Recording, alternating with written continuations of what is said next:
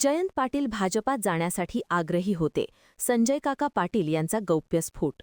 भाजपात जाण्यासाठी जयंत पाटील यांनी किती वेळा उंबरे झिजवले याचे साक्षीदार संजय काका पाटील आहेत, अशा शब्दात राष्ट्रवादी काँग्रेस अजित पवार गटचे माजी खासदार संजय काका पाटील यांनी गौप्यस्फोट केला आहे. जयंत पाटील भाजपात जाण्यासाठी आग्रही होते, असा गंभीर आरोप त्यांनी केला. जयंत पाटील यांचे राजकारण अडचणीत आणणारे असून त्यांनी आगीशी खेळू नये, अन्यथा त्यांचा काळा इतिहास बाहेर काढावा लागेल, असा इशाराही संजय काका पाटील यांनी दिला. तसेच आपल्याला भाजपासोबत पाठवले हे जयंत पाटील यांनी त्यांच्या मुलाच्या डोक्यावर हात ठेवून शपथ घेऊन सांगावे, असे खुले आवाहनही त्यांनी दिले. सांगली जिल्हा परिषद निवडणुकीच्या पार्श्वभूमीवर जयंत पाटील यांनी संजय काका पाटील यांच्यावर टीका करत संजय काका पाटील यांना आपणच भाजपासोबत पाठवले होते, असे विधान केले होते. याच विधानावरून संजय काका पाटील यांनी हा पलटवार केला आहे. दिला पण एक दोन संजय काका असतील त्यांनी दिले, पण बाकीच्या सदस्यांनी आपल्याला पाठवलं नाही. संजय काकांचे मी विशेष आभार मानेन, कारण काल संध्याकाळी आम्ही स्ट्रॅटेजी ठरवली आणि काका पलीकडच्या गोटात आम्ही जायच्या संदर्भात काही गोष्टी झाल्या, चर्चा झाली आणि त्याप्रमाणे त्यांनी तिकडं जाऊन तिकडच्या गोटातली माहिती देऊन आम्हाला जे मौलिक सहकार्य केलं ते विशेष वाखाणण्यासारखं आहे. त्यांना तिथं कट्टरता दाखवण्यासाठी काही गोष्टी कराव्या लागल्या ज्या आमच्या अंडरस्टँडिंगच्या होत्या, पण त्यांचेही मी आभार मानतो. आता मिरज पंचायत समिती आपण ताब्यात घेतलेली आहे, जिल्हा परिषद घेतलेला आहे, महाविकास आघाडीची एक प्रकारची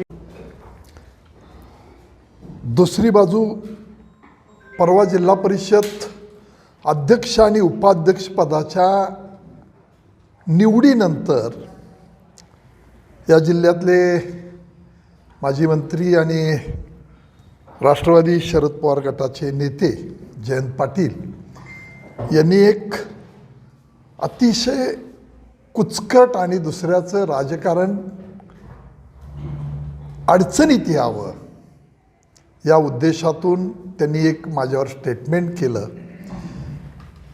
मी जयंत पाटलांना हेच सांगू इच्छितो, तुमचा काळा इतिहास मला काढायला भाग पाडू नका.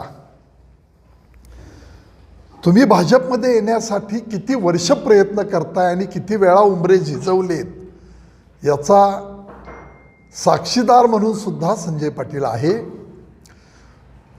आत आपणाला घेत नाहीत तरीसुद्धा सलोख्याचे संबंध राहावेत आणि आपल्या राजकीय कारकिर्दीला त्रास होऊ नये या उद्देशानं तुम्ही कुणाकुणाशी ॲडजस्टमेंट करता या बाबी सगळ्या मला माहिती आहेत. स्वतःच्या मतदारसंघापासून गावातले दोन्ही गट आपणच सांभाळायचे, एकमेकाला झुंजवायचं आणि कार्यकर्त्यांचं खच्चीकरण करायचं.